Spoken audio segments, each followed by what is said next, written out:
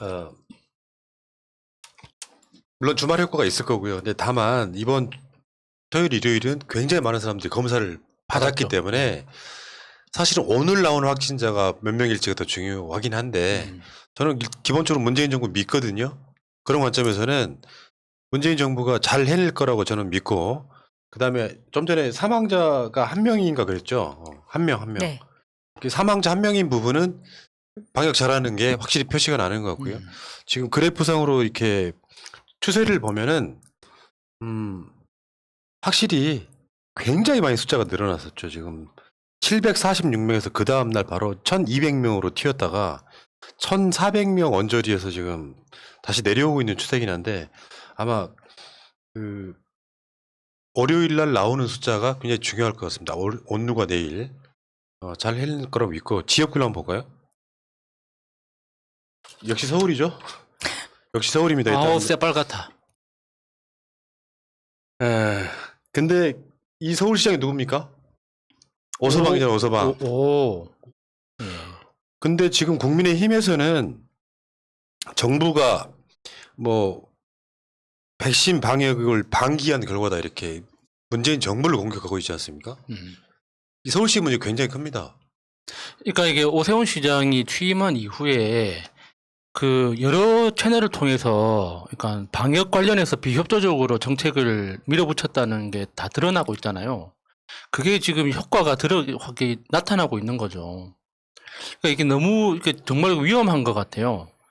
이게 다른 것도 아니고 이 방역 문제에 대해서 이렇게 정치적인 어떤 견해를 투영시키는 것 자체가 너무 이렇게 좀 이성적으로 보이지 않아서 좀 무섭습니다. 오세훈 씨 하는 게. 그러니까 오세훈뿐만 아니라 국민의힘에서는 이제 방역을 1년 반 가까이 흔들다가 나중에 이제 사람이 좀 잡힐만 하니까 사실 정치라고 하는 게 이 작용 반작용 이런 측면이 있거든요. 너무 과하게 이걸 지금 방역을 조이고 있다라고 계속 비판을 했던 거거든요.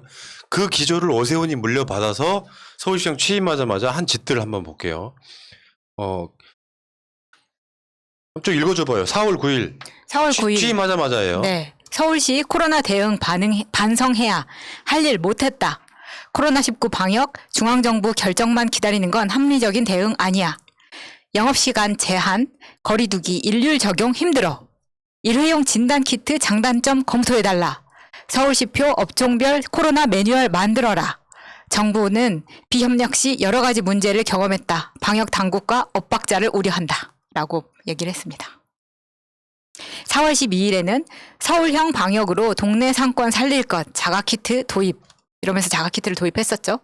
5월 24일 개신교 단체에 코로나19 극복에 큰 역할을 해줘서 감사하다라는 말을 한 바 있습니다. 개신교 단체. 네. 아이고. 특별히 개신교 단체에 네. 6월 12일 상생 방역 첫 실행 일부 지역의 제한 시간 완화 헬스장, 실내 골프장을 밤 12시까지 시범적으로 운영을 하게 했습니다. 6월 21일 기사에는 13억 4천만 원을 투입해서 빗발엔 자가검사키트 사업 이게 헤드라인으로 이것도 나왔었죠. 서울시의회에서 난리가 났었죠. 네. 견적서도 제대로 안 서울시 받고. 의회의 허락도 안 맞고 네. 이걸 결정했죠. 6월 29일 서울시 자치구 새 거리두기 시행 일주일 연기해달라. 6월 30일 집회 제한 인원을 50명 이상으로 완화. 광화문 광장이나 서울역 광장 등 도심 집회 허용. 6월 31일 집회 10인 이상 집회 금지 유지로 선회했고요. 거리두기 개편 직전 5인 사적 모임 금지를 연장했습니다.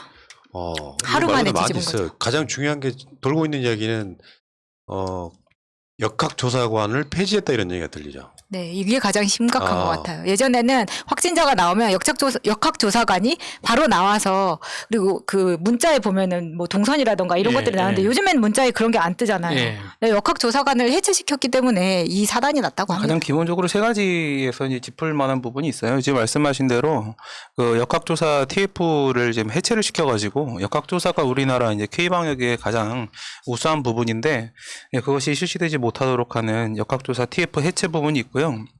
지난 방송에서 말씀드린 대로 이제 중증 환자들 병동의 지원금을 전부 끊어버렸어요.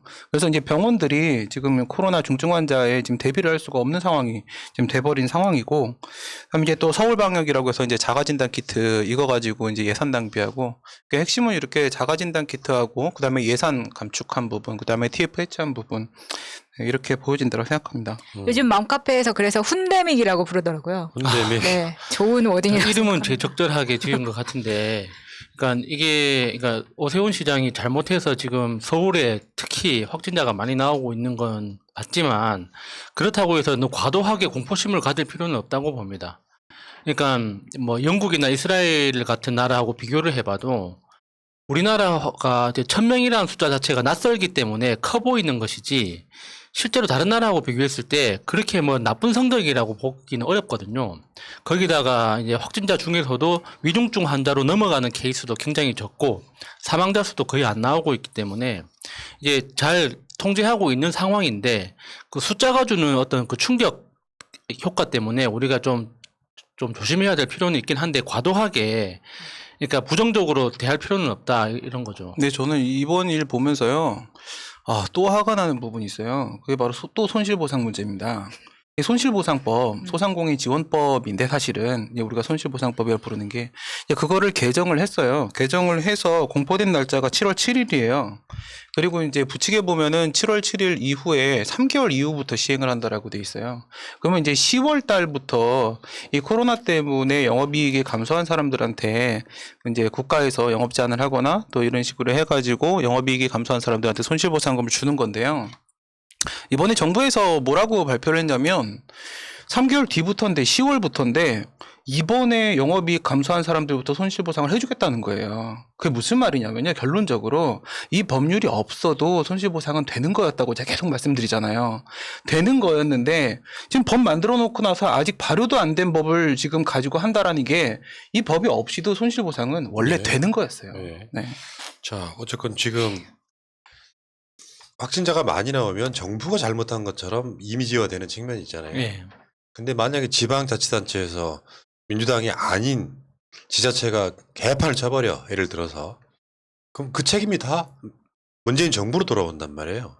이런 측면들을 한번 생각해 보시기 바라겠고, 뭐 확진자가 이렇게 많이 나오고 힘들 때는 서로 힘을 합쳐야 되는데, 뭐 문재인 정부가 뭐 어쩌고저쩌고 했다고 정부를 비판하는 모질이 정치인들이 너무 많아가지고, 이럴 때는 힘 합쳐서 그렇죠. 뭔가 이겨냅시다 해야 되는데 한 번을 안 도와주고 책임을 문재인 정부로만 돌리는, 오세훈도 욕해봐, 영원아.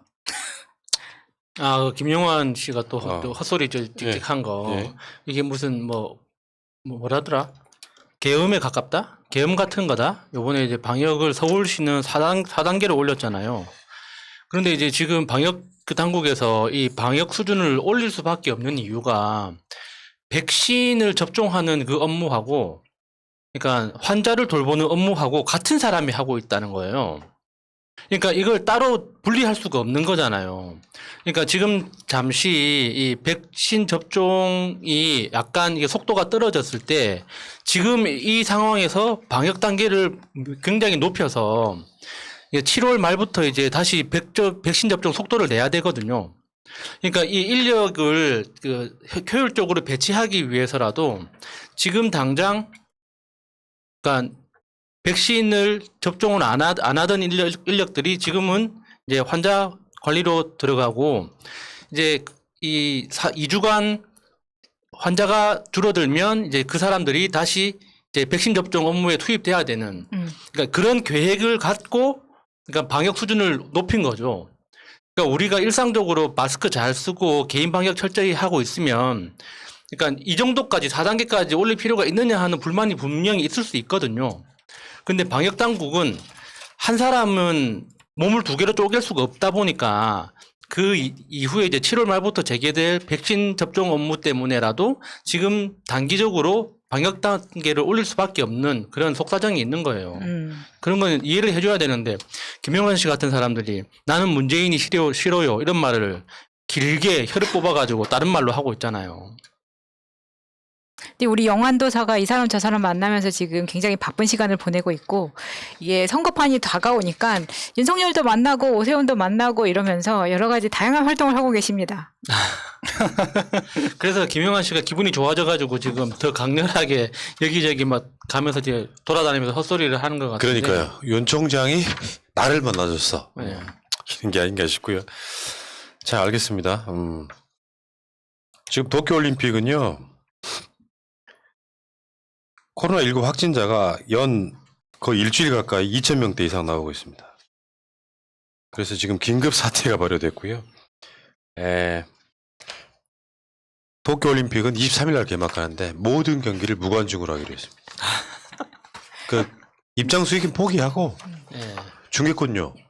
IOC가 난 이 구조를 바꿔내야 된다고 생각해요. IOC가 중계권료를 갖고 거의 그거를 막 주무르는 이런 상태가 돼서 일본도 안 하고 싶은데 중계권료 관련해서 만약 이게 안 하게 되면은 위약금을 또. 거의 한 2, 3조 이상 예.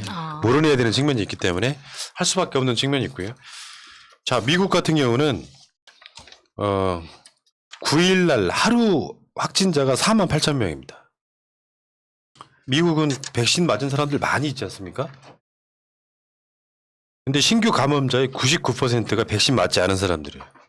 그 백신 무용론이 사실 큰 의미가 없다고 보는 게 예. 백신 맞아서 그러니까 막 그 돌파 감염. 돌파 감염이 예. 됐다. 이런 사람이 일부 있긴 하지만 수천만 명 중에 뭐 몇십 명 정도거든요. 예.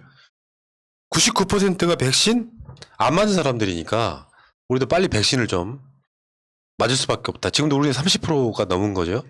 그러니까 놀라운 게 미국은 아직 접종률이 48%? 50%가 채 안 되더라고요. 그러니까 50% 이렇게 올라가는 게 되게 힘든가 봐요, 미국에서는. 그러니까 특히 이제 미국이 안티백서로 유명하잖아요. 예, 과학적인 근거를 갖고 어떤 과학적인지 아니 개인적인 신념을 가지고 나는 백신을 맞지 않겠다고 이제 어떤 사회 운동처럼 하는 사람들이 굉장히 많다 보니까 더 그런 영향도 있을 텐데 지금 감염되는 사람이 99%가 백신을 맞지 않은 사람이라는 건 시사하는 바가 굉장히 큰 거예요. 그러니까 우리처럼 이미 백신을 맞은 사람들은 이런 기사를 볼 때 얼마나 마음이 편합니까? 그러니까. 예. 근데 이게 사실 이제 확진이 안 되는 것까지 저는 좀 많이 놀랐어요. 99%라는 게. 확진은 되는데 치명률이 낮아지는 이런 정도를 기대를 했는데 사실 이제 확진 자체도 지금 99%가 안 되고 있다라고 하니까 백신의 효과라는 게 우리가 생각하는 것보다 훨씬 더 크다라고 보여줄 수밖에 없는 것 같습니다. 예. 자, 상황이 이렇고요. 다음에 지금 문 대통령이 도쿄올림픽에 가느냐 마느냐 이건데 돌아가는 흐름을 보면은 안 갈 가능성이 더 높아지는 게 아니냐. 왜냐하면 일본 내에서 좀 전향적으로 지금 한국이 요구하고 있는 게 위안부 강제징용 노동자 문제, 핵심 부품에 대한 일본의 수출 규제 문제, 후쿠시마 원전 오염수 방류 문제 이 세 가지가 어느 정도 의제 또는 이게 풀려야 되는 거거든요. 지금 계속 언론 플레이하고 있는 거예요. 예. 한국 대통령 얼걸 뭐 이런 식으로 일본 쪽에서. 그러니까 일본이 보고 있으면 정말 사람 화나게 하는 게 그러니까 청와대 측에서 요구하는 게 과도한 게 아니잖아요. 세 개 다 받아라가 아니라 셋 중에 하나만 받으면 형식적으로 어떤 평화의 어떤 그 그림을 같이 만들어 가겠다라는 건데 일본 내부적으로는 지금 어떤 식으로 플레이를 하고 있냐면 대한민국 정부가 또 말 바꾸고 있다. 그러니까. 그러니까 박근혜 정부에서 약속했던 걸 문재인 정부에서 안 지킨다. 이걸 지금 그 일본 내부적으로 써먹고 있는 제일 큰 카드로 쓰고 있거든요. 그러니까 그 논리를 똑같이 하는 거예요. 원래 그 주변국 정상들이 올림픽 개막식에 참석하는 거는 관행인데 이제 와서 지금 대한민국이 딴소리 한다. 이게 정직하지 못한 정부다. 이런 식으로 플레이를 하고 있더라고요. 그러니까 보고 있으면 진짜 아니 세 개 다 받기 전에는 가지 마 하고 싶죠. 진짜 그렇게 되면. 근데 사실 저는 여기 이 부분에 대해서 문재인 대통령이 일본 올림픽에 도쿄올림픽에 참석하는 부분 또는 이렇게 지금 사실 완화된 기준을 적용했어요. 세 가지잖아요. 강제징용하고 무역보복하고 후쿠시마하고 이 세 가지 의제를 가지고 정상회담을 하고 우리가 이제 풀어가야 되는 부분일 텐데 이 세 가지를 우리는 모두 다 요구하다가 셋 중에 하나라도 받아주면 1시간 이상 회담을 할 수 있다라고 하게 되면 대통령이 참석할 수도 있다 이런 식으로 우리가 한 발 물러서는 모습을 보이니까 이 부분에 대해서 사람들이 비판을 하는 사람들도 사실은 있는 것 같아요. 그런데 저는 그렇게 볼 문제는 아니라고 생각을 하고요. 이거는 상당히 고도의 정치적인 판단에 따른 것이다. 첫 번째는요, 대선을 앞두고 있습니다. 그러면 이 대선 과정에서 일본과의 문제를 어떻게 해결할 것인가? 이 일본과의 문제 지금 이렇게 꽉 막혀 있는 상태를 그대로 가져가게 되면 우리 쪽 후보가 그것을 끌고 가기가 매우 힘들거든요. 그래서 이제 대선을 고려해서 어떤 액션을 취할 필요가 있다라는 부분이 있다고 생각을 하고요. 이제 두 번째는 지금 미국도 많이 힘든 상황이죠. 그래서 이제 바이든 이제 그 와이프도 참석을 안 한다라고 했어요. 지금 아르헨티나 축구 선수팀 같은 경우에는 일본에 안 가고 있어요. 우리나라에 체류하고 있거든요. 안전한 데서 있다가 마지막 날 가겠다 이렇게 해서 여기서 이루고 있는 중이에요. 그러니까 이 상황에서 일본 같은 경우에는 방역과 관련돼서 가장 전 세계적으로 인정받고 있는 문재인 대통령이 참석해 주기를 원할 수밖에 없는 상황이기 때문에 이걸 지렛대 삼아가지고 우리가 요구할 수 있는 부분을 어쨌든 그 틈을 밀고 들어가는 그런 전략도 사실 하나 있다라고 생각이 들고요. 그 다음에 한미 간의 가장 지금 최고의 공조가 이루어지고 있는 상황에서 바이든이 일본과의 관계를 개선해달라고 요구를 하고 있기 때문에 거기에 대해서도 우리는 어느 정도 액션을 취할 필요는 사실 있다. 그래서 여러 가지 고도의 전략상 이렇게 움직이고 있는 것이지 한번 물러나는 것은 아니다라고 생각하고요.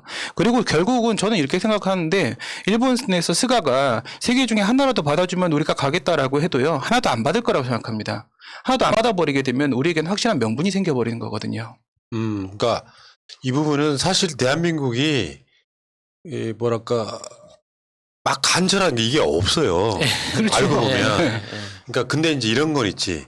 일본의 정치 특성이 북한이나 한국하고 싸우면서 자기들 세력을 키우는 거거든. 그건 너무나 잘 알고 있는 거야, 우리 입장에서. 근데 아까 말한 바이든이라든지 뭐 한미일 동맹 뭐 이런 동맹의 차원에서는 성의는 보일 수 있는데 네. 우리 입장에서 문 대통령 안 간다고 우리가 불리할 게 없어. 안 가셔도 돼. 그 방사능 많은 나라 그리고 꼭 가야 됩니까? 아니 굽신굽신하면서 와달라고 부탁을 해도 지금 안 갈 판인데 이렇게 하는 것은 전형적으로 국내 문제를 국외로 돌리는 시선 돌리기밖에 안 되고 우리가 급으로 봤을 때는 이제는 대통령이 갈 필요가 없다고 생각합니다. 제주지사 정도 보내면 맞다고 생각합니다. 제주지사요. 아, 좋은데? 1%가 가서 하고 와라. 아, 제주지사나 경북지사나 이 정도면 딱 적당하겠네요. 그런 신박한 생각을 하냐. 역시 태영 청장.